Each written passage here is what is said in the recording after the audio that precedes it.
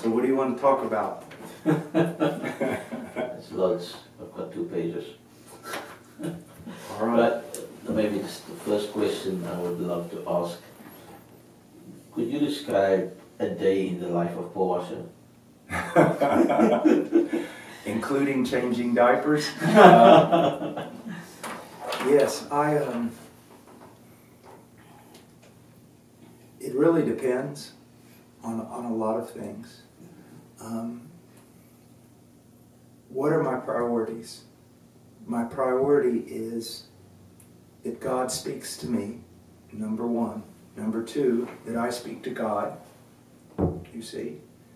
And even though when the apostles talk about their ministry, they say prayer in the ministry of the word, which shows the importance of prayer.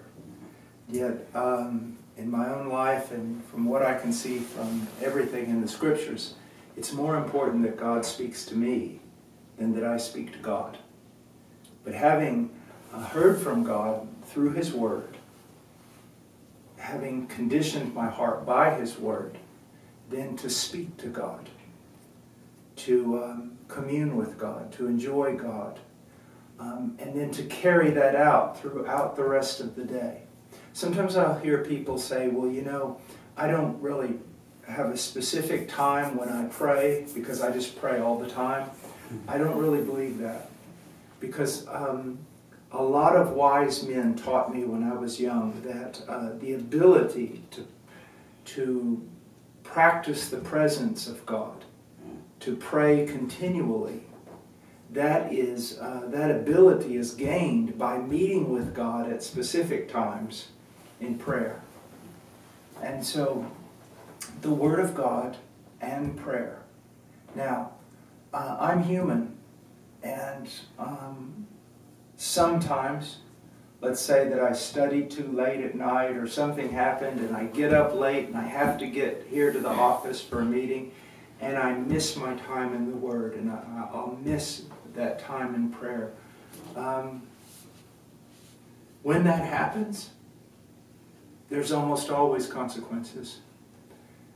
God is gracious, God helps us, but there is a sense or feeling of loss. You know, when I had the heart attack, and it's been over a year and I haven't preached. I've heard a lot of people, you know, they've told me, you know, how do you do it? You know, you're a preacher and you're not preaching. And I've heard men say, you know, I would die if I didn't preach. Well, I feel sorry for a person like that. If you took away my preaching, I won't die. But if you took away my communion with God, if you took away prayer, if you took away the scriptures, yeah, I'd die. You see, preaching is so important, but let's be very, very careful. You make a statement like, I would die without preaching. God just may take away your preaching. Matter of fact, your preaching may have become an idol in your life. Because you're no count as a preacher apart from secret time with God. You should always be able to say with a prophet, when you speak to people, the God before whom I stand,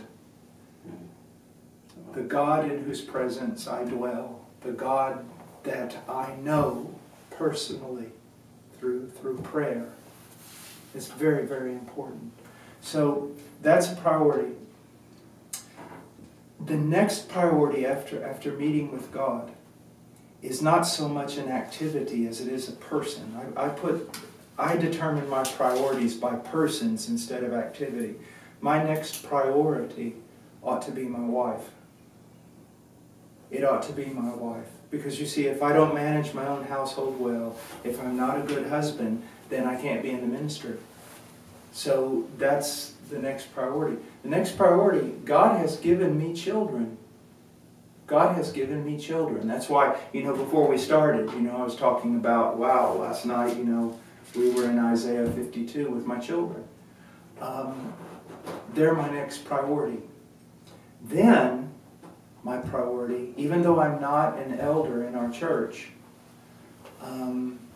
is to think about our church, the church that where I attend, I'm a member, to think about the elders, to think about the deacons, to think about the leadership, the people in my church, because the church takes priority over this mission. And then from there, it's the mission. It's the people who support this mission. I'm so aware, all of us are, that we would be nothing. We would have nothing to give. When we make a decision on supporting a missionary and someone says, "Oh, you're so generous," it's like, generous? We're not the ones giving the funds. So I think about one of the priorities is the donors of HeartCry, the people who give sacrificially and pray sacrificially so that this ministry can continue. And then from there, the priority are the men in the field. The men in the field and the churches in the field. And so all my activities are based around those priorities. The individuals, the groups of people that God has put in my life. And then one of the things that's so important is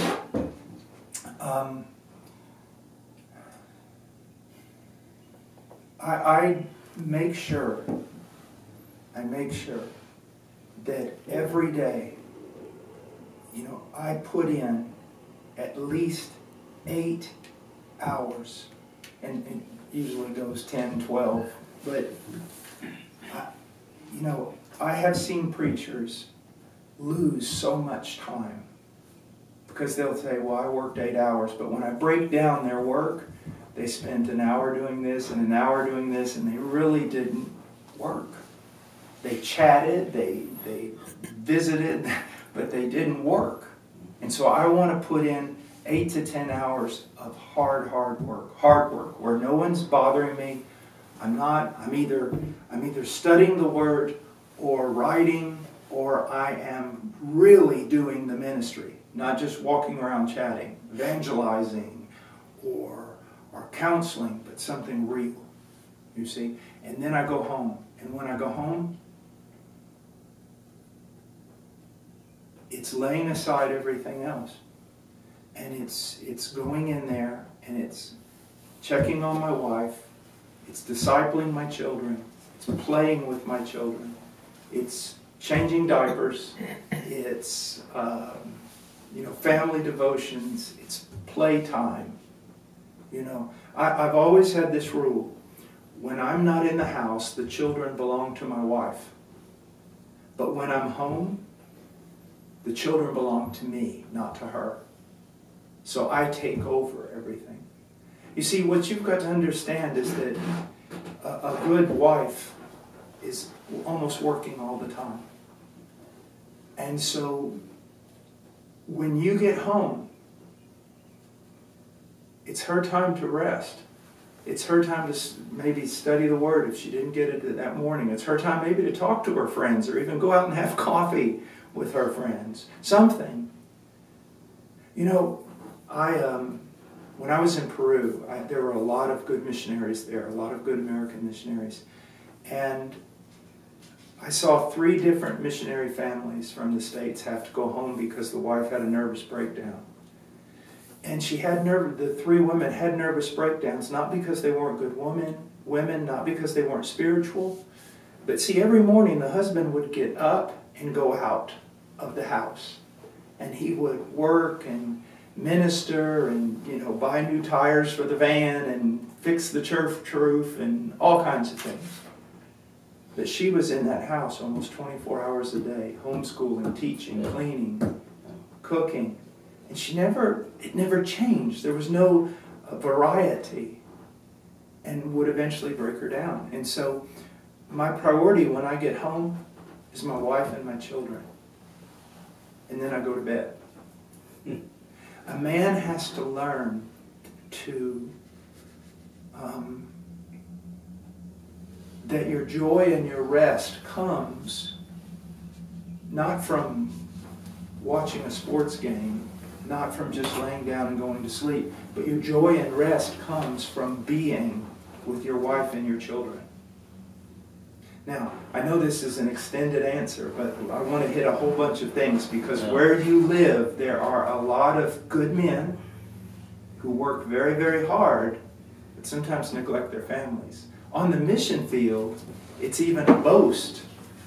You know, like I'm in the ministry all the time, you know, and I don't have time. I've offered my family on the altar of sacrifice and all these different things that are so wrong. You know, when someone tells me that, I go, well, then you need to get out of the ministry because you don't qualify.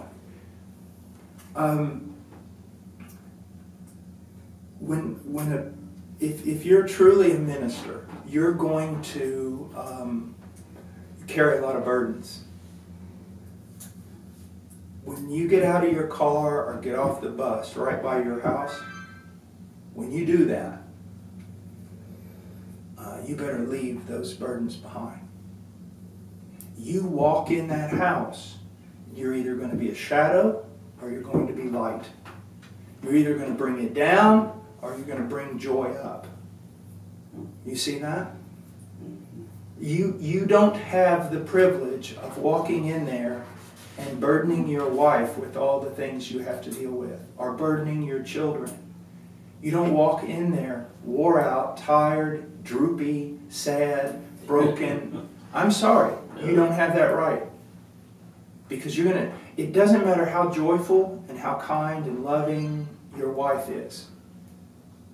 When you arrive in the house, you're going to determine the attitude in that house of your children, of everything. So you have to leave it at the door. And you go in there and Dad is home. That's the only thing those children ought to be thinking. Dad is home. This is good. Do you see that? My wife came to me years ago. Man, this thing keeps squeaking. My wife came to me years ago and she said this. She sat down. She's very wise. And she said, you're devoted to the ministry. And I said, well, am I not devoted to my family? She goes, no, you're devoted to your family. You're devoted to the ministry. And we all appreciate that. She goes, you will not drop the ball. You will do what you're supposed to do. But you're killing us. And I said, what do you mean? She said, I, as your wife and your children, can hardly bear to see you so tired all the time. We know you'll play with us. We know you'll take us places. We know that you'll do Bible studies. We know that but we look in your face and we see a man who is just literally wore out. And it kills us. It makes us not want to do these things with you because we know it's killing you. And the whole point is, you've got to realize what's your limitation. Do not compare yourself to other men. There are some men wonderful. You know, I know a guy who sleeps 3 hours a night or whatever. And he looks like it too. He looks like he's half dead. The thing about it is, you've got to give the fullness of yourself and the fullness of your joy and the fullness of your personality and everything to the ministry. But you've got to be able to do the same thing for your family. When you come home, you shouldn't come home just dead. You shouldn't. Because look at what your children are saying, you know. Oh, this is what it means to be a Christian, to walk around half dead all the time. To walk around like a martyr all the time. You know, to pour yourself out to the point where you can't even enjoy sitting down with your child and playing. You'll do it because it's the right thing to do and you love, but everyone knows you're struggling just to stay awake. And so you have to maintain a balance. You have to realize God doesn't need you. He doesn't need you at all. He doesn't need your ministry. If you die tomorrow and I die tomorrow, no big loss. He doesn't need us.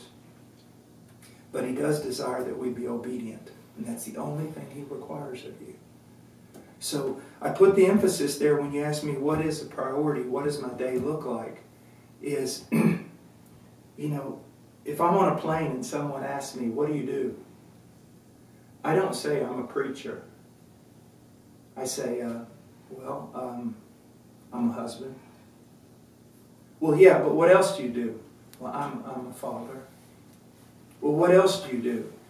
Well, I'm a minister of the gospel. And you see, if you're not a good husband and if you're not a good father, you can't be a minister of the gospel. You don't qualify according to 1 Timothy chapter 3. And so that's my priority. First, meeting with God. The ministry aspect usually takes up in the morning very early after prayer, after the word. But then my family. I don't run around with a bunch of guys like, hey, you want to go do this? You want to go do... No, I don't. Why? Because my wife's prettier than you. I don't want to hang around with you. I want to hang around with my wife. If I want to have free time, I want to play with my daughter. And here's another thing, you know, if today goes like any other day, when I get home tonight, I will change diapers. I know I'm 56 and I have a 2-year-old baby. I will change diapers and I will be the one who gives her the bath. My wife doesn't need to be doing that. She's been with the kids all day.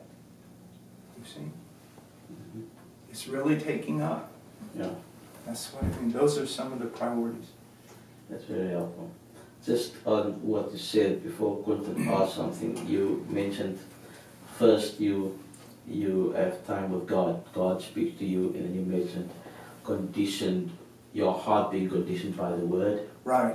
Could you explain a little bit more on that? Yeah. You know, how can, you know, if I walk into the office of, you know, somebody, you know, Dr. MacArthur or somebody like that, I don't walk in talking.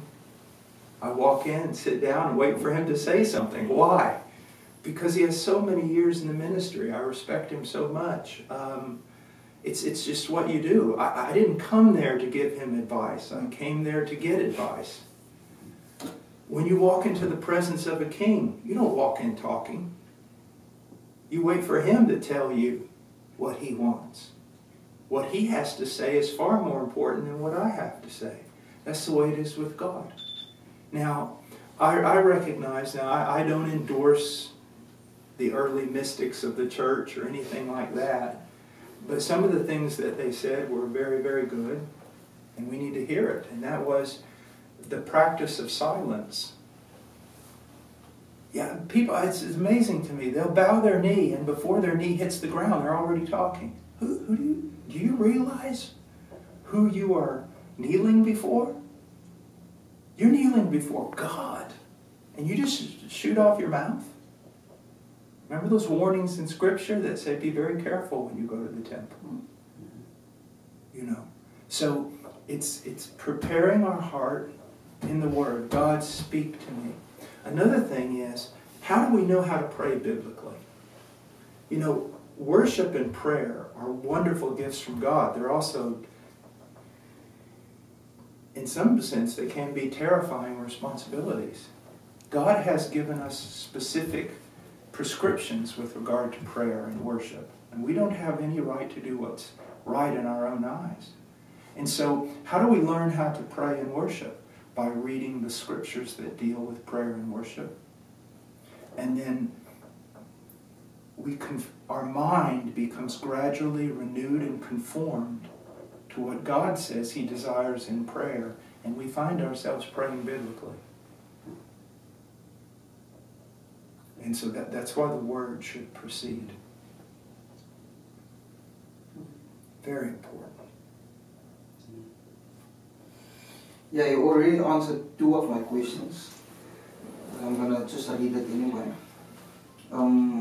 First one was, how would you encourage a man that feels that he's called for the ministry, but he feels that his wife is not on the same page with him, and now he's neglecting his wife and his children, and feels that the sacrifice is worth it?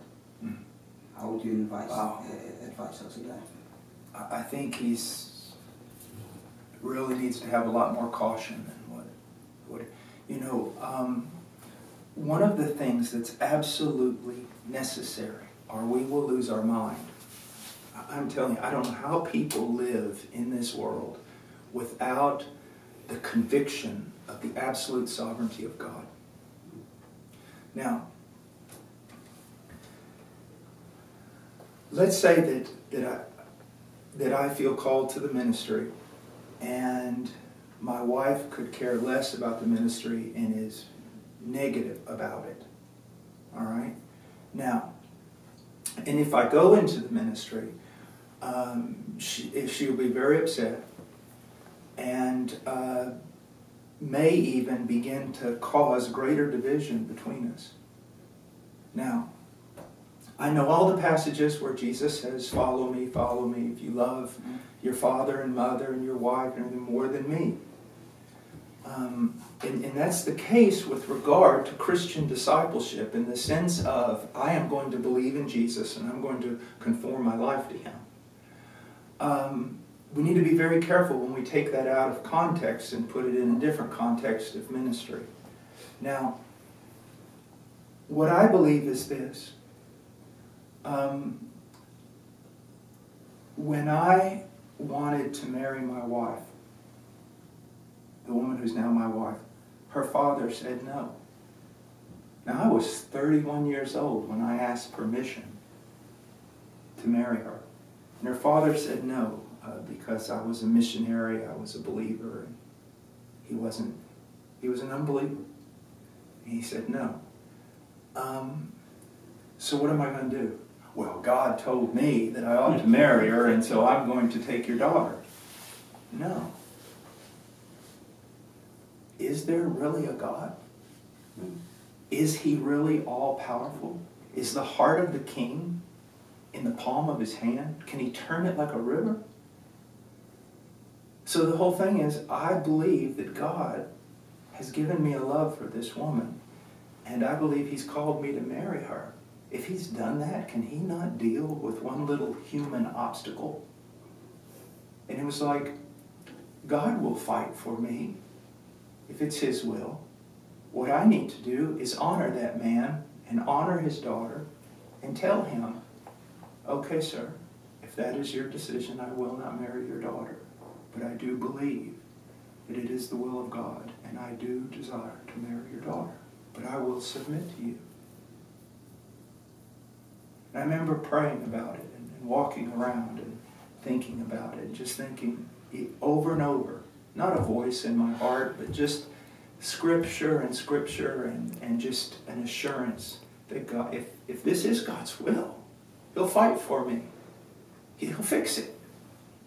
I don't have to trust in the arm of the flesh. And several months later, he came to my wife's grandmother and said, can you believe it? Did that guy actually listen to me? I mean, who does that nowadays? Who listens to a father? And he's a grown man. He's not a boy. Can you believe he did that? I think I ought to let him marry my daughter. Wow. Do you see? Wow. All right, now, it's with this case. Before the foundation of the world, God knew me. So if I feel like He's called me into the ministry, and yet I'm married to a woman who's reluctant about it, what am I going to do? Am I going to tell her, I don't care what you think. And if you want to do this or that, it doesn't matter to me. I'm going to do what God has told me to do. Well, I happen to be one flesh with this woman. And I need to be very careful. She's a part of me. And God brought us together for a reason. Maybe to teach me patience, mercy, to trust in Him. And instead of doing something a la fuerza, like we say in Spanish, instead of doing something by force, maybe I need to pray. Maybe I need to fast. Maybe I need to live more like Christ, to treat her with more mercy and grace, so that she begins to see, God has changed my husband. He's worthy of serving in that way. You know, I hear all these people, they're supposedly so bold, but their trust in God seems to be so small. The moment there's a problem, they immediately got to take the bull by the horns and they need to fix it. Instead of going, I will pray, I will fast, I will love, I will humble myself, I will submit, and God will fight for me. God will fight for me. And so, if my wife was that way, I would pray, I would cry out to God, Now, I wouldn't go around to a whole bunch of different people and say, pray for me because I want to be in the ministry and my wife doesn't want me to be. I'm not going to hurt her that way. Love covers a multitude of sin. I'll keep it to myself instead of going out and whining to a bunch of other men. I'll keep it to myself. And I will know that God looks at me. He sees me. And if He sees me, like He saw Joseph, knowing that the law said to put away Mary and expose her, but being a righteous man, he's contemplating, he's waiting, he's seeking. That's what he ought to do, this man. That's what I ought to do if that was the case with me. God is powerful. He can change your wife's heart like that. But He won't do it as long as you are trying to do something with the arm of the flesh. I love this passage in Romans. I have this sermon that's entitled, it's a sermon actually to women, and it's How to Live in Such a Way So That God Will Kill Your Husband. That's the title of the sermon.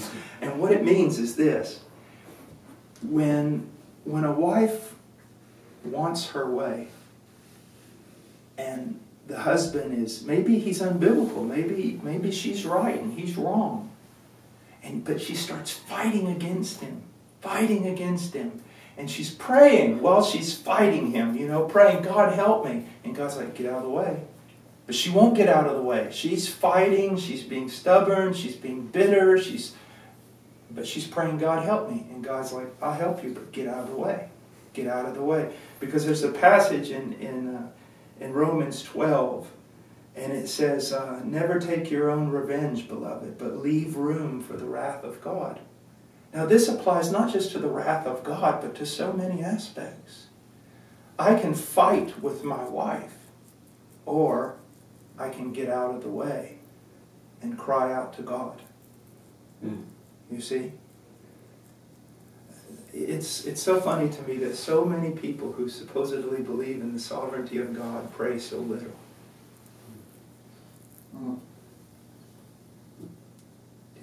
Man, you get out of the way and start praying, man. You trust in the arm of the flesh, you will never see the power of God. But you cut that off and throw it away from you, you will see the power of God. You'll see Him open up Red Seas and open up doors no man can close. I think you've probably answered this question, but just for the sake of men out there, what has been your comfort when you feel overwhelmed by God's call upon your life? I've never really been overwhelmed by His call. I have been overwhelmed by the results of His call. The opposition of people. When people really criticize you and fight you. That's been the most overwhelming thing in my life. Now, here's what you need to understand. When people persecuted Jesus, they were always wrong. But when people persecute Paul Washer, they're not always wrong. I could have been too angry. I could have said something that was true and been in the flesh. Or I could have just been wrong. So sometimes people will say, the hardest thing I think is when someone attacks you on the internet or whatever, and the hardest thing is sitting alone in the dark and saying, Lord, even though the way they're doing it is wrong, is there some truth in this? Do I deserve it in some way? Did I do something wrong? You see, Christ never did anything wrong, but He was the only one. And so that's one of the hardest things. And again, I want to tell you, is you never fight for yourself unless the attack upon you is also an attack upon the gospel. That's the only time Paul then defended himself. You see? But the way that is the greatest, the thing that is the greatest comfort for me is the reading of Scripture. All the passages, you know, Psalms 91, so many passages that talk, Psalms 23, the book of Psalms. That's my comfort. And then, just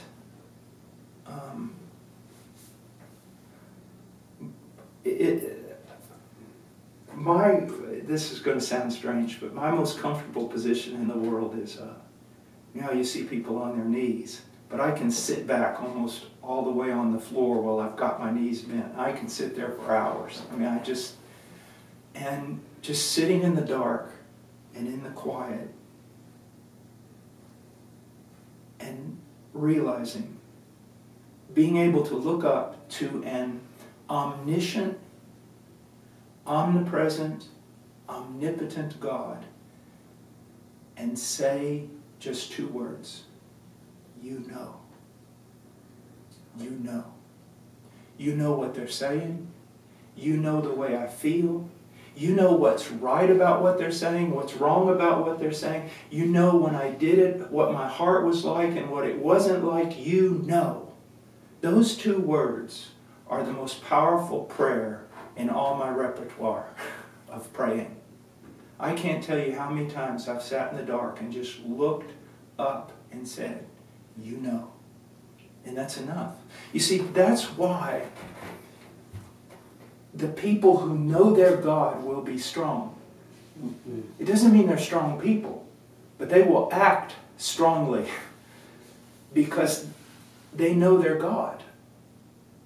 And that's what you need to see. That's why, you know, people say, why do you put so much emphasis on the attributes of God? Come on. Knowledge of the most important person is the most important thing. And you can't understand the gospel apart from the knowledge of God, and you can't walk by faith. You see, here's one of the things that people don't understand. There's a tragedy in their life. Why did God let this happen? And for the most part, a pastor can't answer that question. Why did God, why did my son die? Why did this believer die? Why did this happen? I remember a believer in the Middle East, who was just, I knew, it just seemed like God was using them so phenomenally in a place where there's an unreached people group. And I thought, man, this guy is going to go down in history, God is going to use him in this people group. And a few months later, just killed in a car accident. Bam, just like that. Why? I don't know. No one knows. But here's what you need to see. I don't need to know. I don't ever need to know why God did something if I know who God is. There's a guy that I worked with for years in Peru, and he was so faithful. Going through the desert, he was so strong. He was Peruvian. I was so weak, an American. I'd be sitting there thinking I'm dying of thirst. He would chop up a cactus with his machete and, feed it to me. He was faithful, all right? And if he walked in the door right now and yelled at me and said, Paul, give me the keys to your Jeep, I would throw him the keys to my Jeep. Now, I don't know what he's going to do with my Jeep. I don't need to know what he's going to do with my Jeep because I know him. If I know God, I don't, all the people come to me, well, I have all these questions. I don't. Why? Because I know who he is. And that finishes it right there. Yeah. You see that? That finishes it. Maybe a follow-up question on that. We usually preach and read a lot about the work of Christ. What would you say about the person of Christ?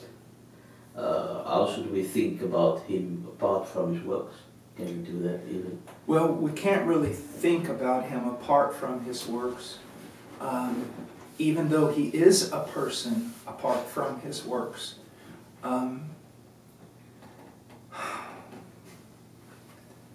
the knowledge of the person of Christ is like the knowledge of the person of God.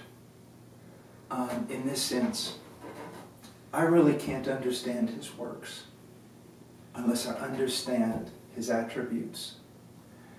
I cannot understand nor can I appreciate the works of Christ apart from understanding his person. And you can't pick out one aspect of Christ and say, you know, this is the thing most marvelous. Because all things of Christ are most marvelous. You know, his deity, which the Puritans and the Reformers so much spoke about, his deity giving infinite value to his sacrifice. You know, I mean, we could go through 1,000 eternities just thinking about that.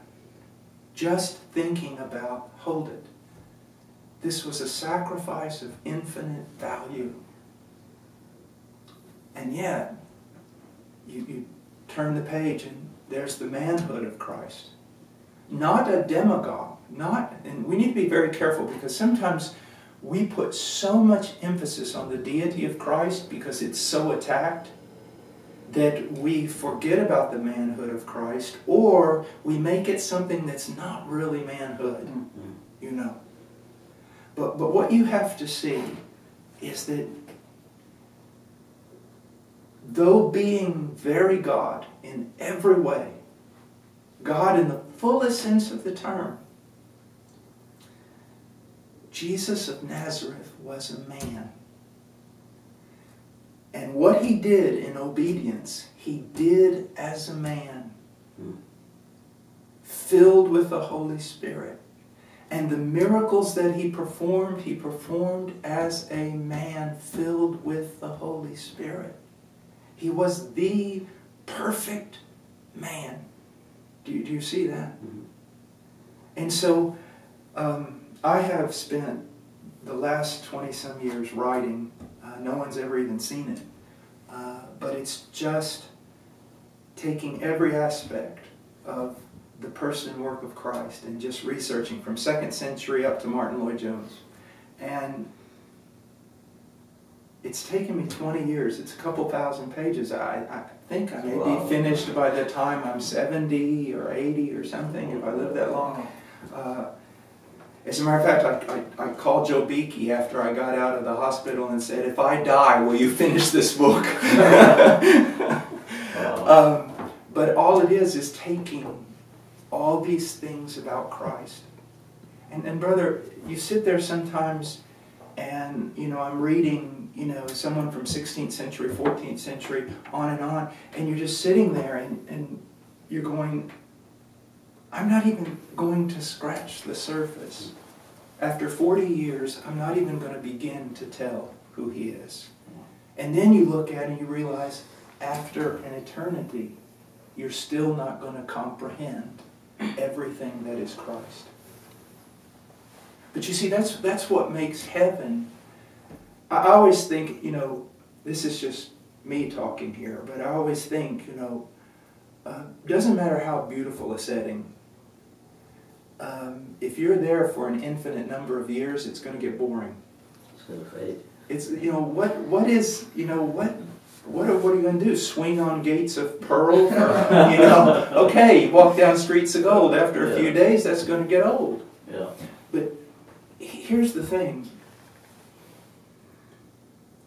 The person of God and his Christ is of infinite, discoverable glory. So you will never exhaust. Even if you learned exponentially, if there were days and each day you had exponentially increased in your knowledge of the glory of Christ, you still, at the end of 1,000 eternities, if you could say such a thing, you will not have begun even to climb the Mount Everest that is the glory of Christ. So that's why it's infinite joy, unspeakable and full of glory. Yeah, I'm going to ask a question of slightly different. You're sitting with two street preachers, basically. What advice would you give to street preachers today, and do you think it's still relevant? Do I think what? It's still relevant. Yeah. Yes, it's relevant. It's relevant. And the one thing, though, that I would say to all street preachers is love. Love. I see, well, there are several things. First of all, street preaching is not a sign of spirituality. All right, I have street preached, will street preach again. Street preaching is not a sign of spirituality. Some very carnal, wicked men street preach. Yeah. And then you can tell when men street preach and set up cameras so that they can put all their sermons on YouTube about, you know, and some of them should. I mean, there's guys like Ray Comfort and stuff, and their videos are very beneficial. But then there's some you can just tell they're parading. And here's the thing.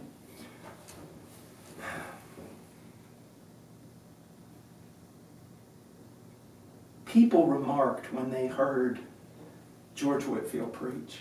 They remarked about his love. His love. You see, let me give you, I've been doing a study recently on all the words that have to do with proclamation and teaching. And you always hear preaching and teaching, right? But when you ask somebody, what is it? Well, when you look at the words, you start seeing a meaning, and you look at their use in the book of Acts. And then there are a few preachers that I've read, John Piper's one of them, that gives a really good illustration of this. The street preacher is a herald. He's a herald. Okay? That means he's coming to proclaim some great news from the king. Great news. Okay? Now, the way Dr. Piper explains it, and I'm going to use this illustration because it's the best one I've seen, is that imagine you have a bunch of slaves, okay? People just in slavery, and death, and bondage, and everything. And all of a sudden, they're working in the fields, and here comes a guy riding on a horse, full speed, charges up, jumps off his saddle, and says, you know, I have a message from the king. I am a herald of the king. I have a message. The king has conquered your dark land, and now you're free. You're free. You're no longer slaves. You're free. You have life. The sentence of death upon you has been removed. You're free. You're free to go where you want to go, do what you want. You're free. That's a herald. That's part of the work of a street preacher. So he's not standing on a corner calling girls tramps because their dresses are too short. Do you see? Yeah.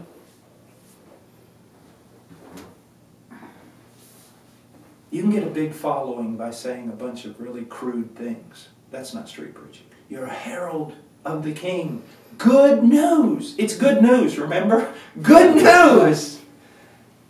To the drug addict, it's good news. To the prostitute, it's good news. To the gangster, it's good news. To the murderer, it's good news. To the self-righteous, who may be most in bondage, it's good news. Now that's what a herald does, a preacher. Now what does the teacher do? Well, the herald has come and he's told all these slaves in this field, it's over. Your chains are broken. You're free. And then one of the men among the slaves, who's kind of a leader and discerning and wise, he walks up and he goes, okay, we're free. But now, exactly in detailed manner, can you explain to me what that means? When does the freedom start? To what extent are we free? Now, with regard to our homes and our wives and our children, what does that mean? That's the job of the teacher. You see that? Now he's going to explain to you all the details of that freedom. That's what a street preacher does. An evangelist is not just a preacher, herald of good news. He's also a teacher who explains all the ramifications of that good news. And we see that in Philip, okay, in the book of Acts. Okay. We see that in Paul. So, street preachers, their message should be good news. Yes, you have to talk about sin. Yes, you will at times have to point out sin and rebuke sin. But it's always in the context of, I'm bringing you good news. This is the best news. And then joy. There should be, in every street preacher, beauty. Now some of us are pretty not, well, we're not very pretty. Okay? And the older we get, the less pretty we get. But there should be, look, George Mueller is probably my favorite person in history, outside of characters in the scriptures. And there's a picture I have of him. And Mac Tomlinson has it, I think, on the front of his autobiography that he redid of George Mueller. And have you ever seen one of those, when you go to a place and they're really cheap, they're like pictures of something, you put them on your refrigerator or something. Yeah. If you look at them from this side, they look like something, and as you walk past and look at them from another angle, they change into something else. When you look at George Mueller's photo, that's exactly what happens. Now, it's just a photo, but when you look at it, it's like when he's 90 years old, and you're looking at it, and he looks like a 90-year-old man. But then as you're looking at it, he looks like a 10-year-old boy at Christmas. He really does. He looks like a child. You see in him a godly reverence, and yet you see almost a joyful, almost a mischievous, delightful joy. Okay? The street preacher, how beautiful are the feet of them who bring good news. So there's got to be a sense of, listen, I don't care how this sounds, but a person saturated with the Word, filled with the Holy Spirit, going to have something of beauty about them. I'm sorry, they're going to. Even when they got a face like mine, they ought to have something. They ought to have something of beauty. And I've seen that in some street preachers. I've seen it, and it's wonderful. It's wonderful. And because of that, because of the love they have, the joy they have, because they do everything in the context of this is good news, even when they say something hard, it doesn't sound super harsh. It's like, I know this guy's giving me medicine for my good. There was here in one of the universities, University of Tennessee, I think, I may be wrong, there was a guy there, an evangelist, and he would just walk on campus, all right? And he was so loving. He was so loving. He's passed away now. He was so loving. And he would witness and everything. And one day, I think the administration decided, we got to kick this guy off campus. We don't want him on campus, or something. And when they made that decision, like the president of the Atheist Society went to the administration furious and said, you can't kick that man off this campus. Wow. It was like, what? Why are you saying that? He goes, I don't agree with anything he says, but he's the lovingest, kindest man. He doesn't bother anybody. He doesn't hurt anybody. He's loving. He's kind. Do you see that? Wow. Now, some people, no matter what we do, are going to attack us. If you're not attacked, then you're not preaching. But even your enemies ought to be able to say, that man loves. That man loves. And so another thing that you need to look at when you're street preaching is context.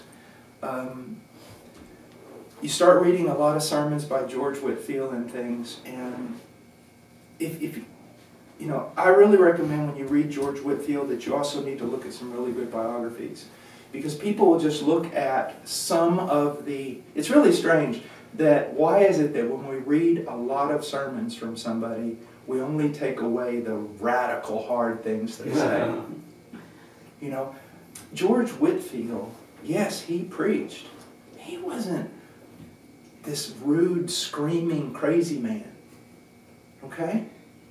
And you need to look at your context. You need to sit there and go, well, let me give you an example. I was in Peru years ago. I was visiting. I had already come back to the States, but I went back to visit, and there were guys street preaching. And I mean, they were repent and screaming out all these words and, you know, just all kinds of things. And I thought, no one even understands what they're saying. Who today understands what does repent mean? Who really understands it? And a guy up there screaming and crying, and they can't even figure out what he's saying. So when they got done, one of them said, "Oh, Brother Washer, would you like to preach?" I said, "Yeah, I'll give it a go." So I got up on the chair, because in that particular area, if you stand on your own chair, they won't throw you out of the park. So I stood up on the chair, and I just stood there like this, kind of smiling, looking, and people were walking by, and they were like, "Man, what is this? Is this big white dude standing in a chair in the middle of the park? He doesn't look like he's crazy." And so they kind of stopped. People were kind of gathering around, and I'd say, "Hello, how are you?" You know. And then I went and I said,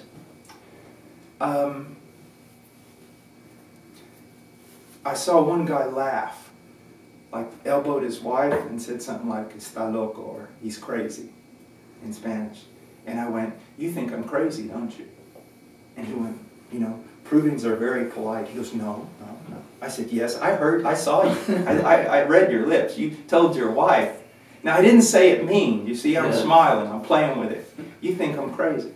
And then I said to the whole crowd, "He thinks I'm crazy." Now, he may be right. Because a man standing in a really nice park, up on a chair in the middle of the night, it looks crazy. It looks crazy. I'll give you that one. I may be crazy.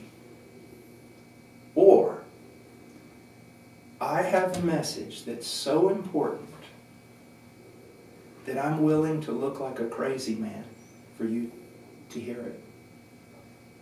And the people went. Then, I'm not only thinking about preaching the truth. I'm thinking about what are they going to understand. All right? They know that most of the people they've seen get up in the park are some just wild, crazy evangelical is what they would call them. And they think that, you know, evangelicals don't believe in, you know, that Christ was conceived in a virgin and that we hate Mary and all these. That's what they think. And the devil uses that, you see. So what am I going to do? I'm going to take away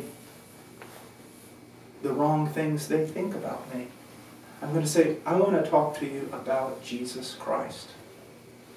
Now, I know most of you understand this, that Jesus Christ is God in the flesh, conceived in the womb of the Virgin, who gave in their, okay, they're listening now, okay. They realized, I don't deny that doctrine. I don't hate Mary. I don't, you see? And so, I'm not going to compromise in any way. But what I'm going to do is I'm going to build bridges so that they don't think I'm just a crazy man that's in a cult. And then I'm going to take them step by step. And then, now let's get to this fact of how a man is saved. Let's talk about good works. Sir, you look like a nice man. You're walking here with your wife. Would you really want everything you've ever done at this moment to be exposed here in this park with a movie camera? No. I said, but one day it will be before a holy God. You see, so I'm not, you filthy sinner. I'm proclaiming and I'm teaching. Do you see? I want them to understand the gospel. I want them to hear me. I'm not going to compromise, but I'm not going to go there with some presupposition that I ought to be a raving evangelist screaming, and if I don't denounce every sin I see in the park, I'm not preaching. Do you have any idea what the Roman Greek world looked like in the time of Paul? Man, it was bad. What healed it? The gospel. The gospel. The gospel.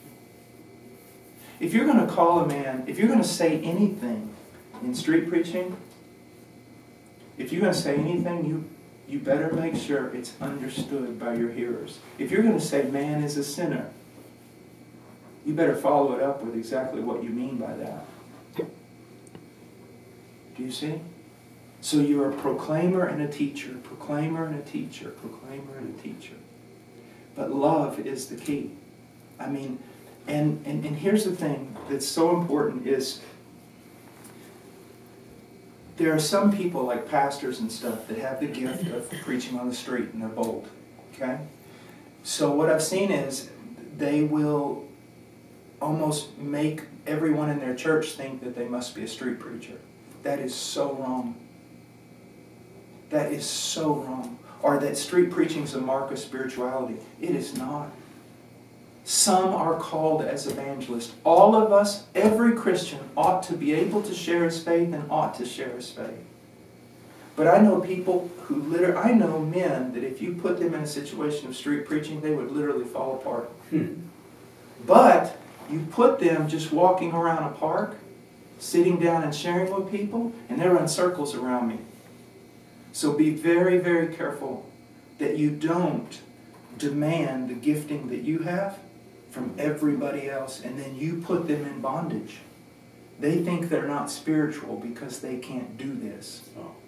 And the only reason you can do it is because God has given you the grace to do it. You see, it's very important. That is very helpful. Thank you so much for that. Wow. We've got HeartCry's got lots of missionaries in the field. What advice would you give to a church planter that has been toiling for a long time and is not seeing any evidence of any fruit? How would you encourage him? Well, you know, every case is very, very different. But first of all, church planting is hard. It's the hardest thing on the planet. Being an evangelist is not difficult. Being a conference preacher is not difficult. One of the hardest things is to plant the church. Because that is the proof of our ministry. We're not sent out just to produce a bunch of disconnected disciples walking around this earth, but to plant churches. We see that in the Apostle Paul. We see that all throughout the book of Acts. All the epistles are about that. It's about planting churches, and it's hard. I will hear people get up. I've heard this. This one pastor get up, we've got a missions program in our church, and our goal is to plant 800 churches, and we're almost there. And I'm going, no, you're not. I don't know what you're planting, but it's not 800 churches. You may have 800 Bible studies running around here, but you don't have 800 churches, not in a few years. So we have to be, a lot of church planters come under condemnation because they hear these boasts from other people that just aren't true. One of the best things that ever happened to me, as I shared yesterday, was when I first got to Peru, this old missionary by the name of Redford Trammell. He was old then. And he said, if in 40 years of ministry you plant 4 solid biblical churches, your life will be a miracle. But see, he was talking about biblical churches, mature churches. Okay? Not just a few Bible studies that when you turn your head, they're gone. But I'm talking about churches with biblical elders, the ordinances, church discipline, everything. Okay? So I would tell him, first of all, that it takes a long time to plant a church. I would point out things like, William Carey, and so many others, 7 years before they even saw a convert. But now, I will also be aware that there may be things he's doing wrong. Maybe he's immature. Maybe he's immature in the way he's seeking to do it. He's not being biblical. Or he's immature in his character and he's driving people off. Another thing, though, the most important thing is this. That man will never need my counsel if he's been sent out properly by a biblical church with biblical elders that love him, are working with him, hold him accountable, and counsel him. You see, that's one of the great problems. This is one of the greatest problems.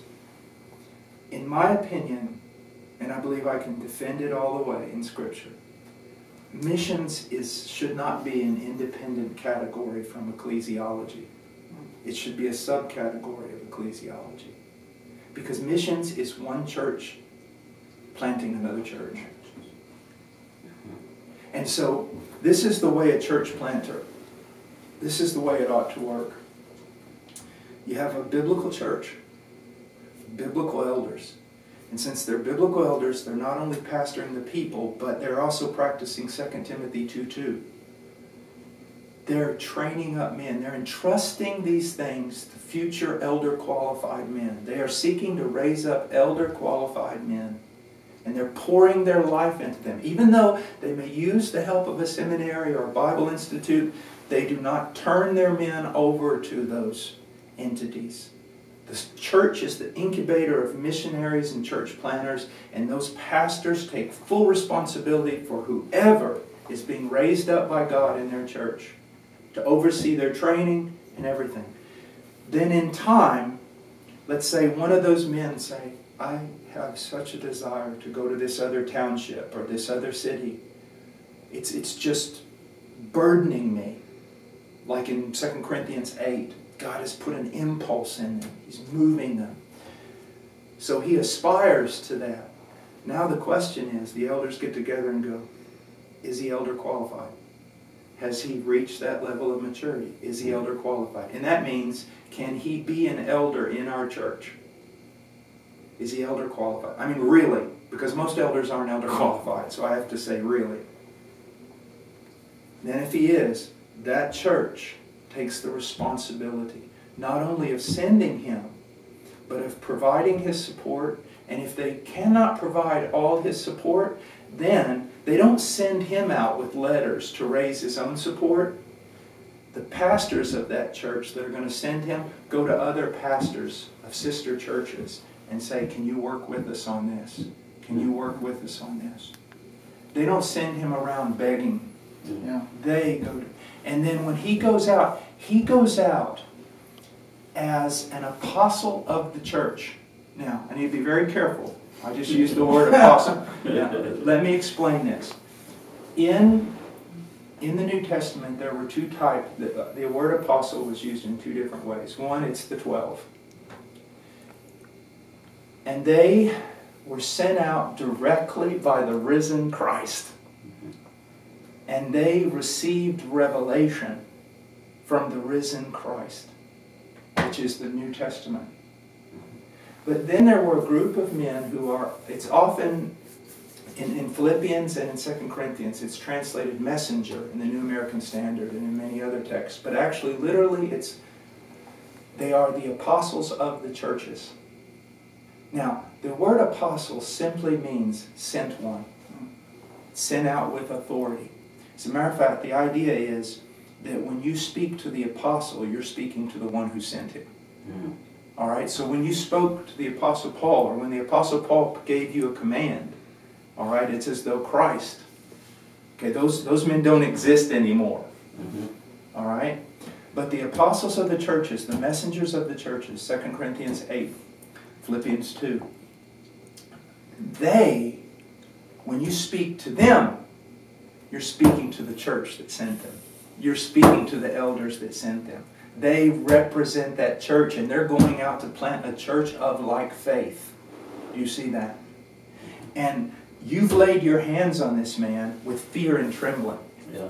People are ordained. People have no idea what they're doing. Ordaining people into the ministry that shouldn't be in the ministry, and that means you participate in every sin and every doctrinal error that they commit. You lay your hands on that man with fear and trembling, you and the elders with the voice of the congregation. Then that man goes out, and he's not just sent out. He is prayed for, he is visited, he is counseled, he's held accountable. You see? I mean, this is your church multiplying. This is your church giving birth to another church.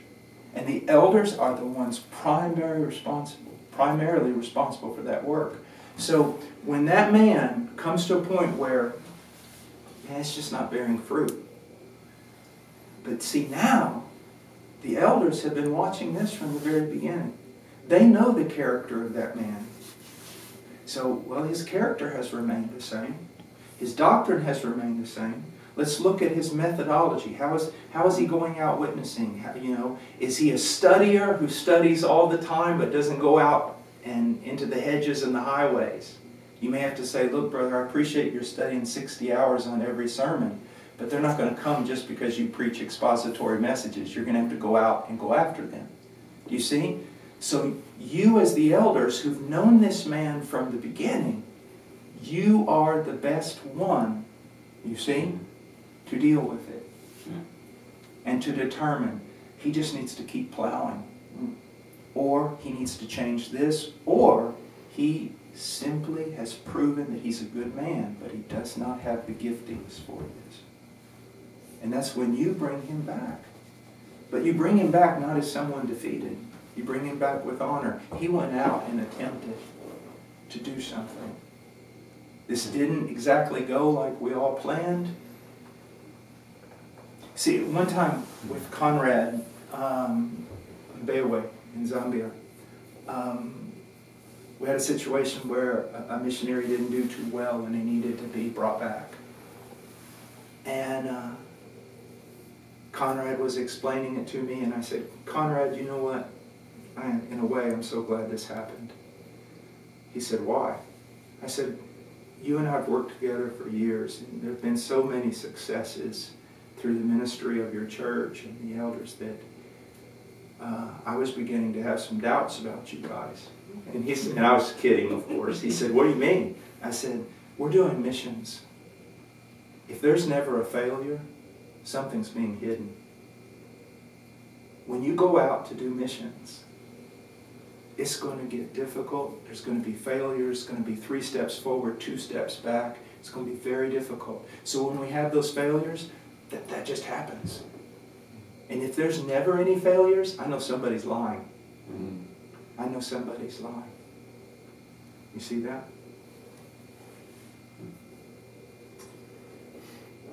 Coming back to the subject of prayer, and I want to almost tie it into your thoughts on revival.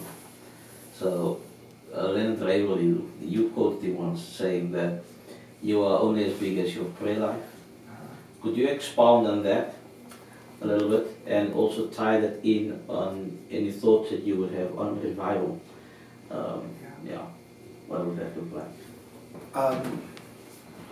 First of all, when we look in the scriptures, how much do we see prayer? I mean, it's astounding. It's astounding. A man could spend his entire life just studying the text on prayer and he wouldn't come to an end. The book of Psalms, the patriarchs. We look at the apostles in their ministry. From day one, after Christ's ascension, they went to pray. And they continued praying. Prayer, prayer, prayer, prayer, prayer. Get to Ephesians. Even in Ephesians, probably the most doctrinally, the deepest, most greatest revelations in maybe the whole Bible in the book of Ephesians with regard to the eternal counsel of God. And yet, the amount that's given to prayer there. So, yes, there's no way to overemphasize praying. Right? God tells us in Isaiah to give him no rest until he does what he promised. Then we have the woman who has no strength before the unjust judge in Luke 18. Yeah. You know? And listen, do not use the sovereignty of God as an excuse for the way things are going. Because that's not thinking biblically. There will always be some mystery with regard to this matter. There always will be. And you throw the mystery out, you've done something the New Testament hasn't done. There will always be mystery, brothers. Do I believe that God has decreed all things? Yeah, I do. Do I believe that I have not because I ask not? Yes, I do. Can I explain it? Nope. Nope. No one has exhausted the ministry of prayer. No one but Jesus has prayed as he ought. A man who lives in prayer will accomplish more than all the busybodies running around him. Now, with regard to revival, revival is something you have to, in one sense, you have to be careful of. Because revival and the desire for revival can become idolatry. And I've met some people like that. They weren't that enamored with God. I think they'd rather have revival. They'd rather have the experience of revival. They'd rather have the feeling of revival. There was a place where a genuine revival broke out years before I was born. It's been close to 50 years. I went there to preach. And I have never left a place so downcast. Because I went there and I noticed that the family was in disarray in the churches. Family, the idea of family devotions, everything. And so I was teaching on family. And I could just see the people going just nervous, just like, just disappointed. Why? Because they brought me there thinking that they might get a touch of revival again. Everything they talked about was revival. But when it comes to teaching on the beauty of Christ, the glories of the gospel, being a biblical husband, things like that, no, they didn't want it. They wanted God to swoop in with revival and make everything exciting again. And I told them, they never asked me back, they got so mad at me. I said, you have fallen into idolatry. It's a golden calf to you. You want the experience of revival. You don't want God. And that's what we have to be careful. We should pray for revival. We should. But it should be, I want God, not revival. I'd rather have God with my tongue ripped out in a filthy jail cell than just revival without God. Probably the best voice on revival alive today is Richard Owen Roberts. And he would be the guy who would say, he laments the fact that we do not pray for revival and we do not believe God for revival. We should. Yet at the same time, he would never get caught up in this silliness of wanting revival without God. And see, it's wanting Him. I have discovered in a very, very limited way that I don't really know how things ought to go. You know, I can look at the church where I'm a member, and I love the church where I'm a member, and think I can discern maybe this or that at times. But my discernment has proven wrong so many times. All right? So when I'm praying, I'm not saying much like, God do this and God do that and God do this. But more, God, you know, you see, you know with a perfect balance everything that ought to happen here. Do it, Lord. Do thy will, thy kingdom come. I see a person sitting in front of me and their life's in shambles. I can show them from precepts and commands what they should do and what they should not do. I can encourage them in the Word, but there's so much hidden before my eyes. God, I'm not going to give you my diagnosis of this person and then tell you this is what you ought to do. It's the same way with revival. Lord, this nation needs revival. Lord, this nation needs you. That I do know. It needs you. It needs the gospel. It needs Christ. The church needs you. If I spend more time praying to know Him and that He be known, I have to pray a lot less for all the details of it. I see people in prayer times and I just have to, I just almost have to laugh.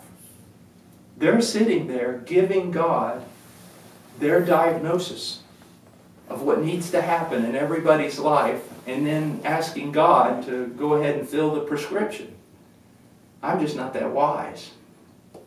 God, you know what this church needs. You know what this country needs. You know what this individual needs.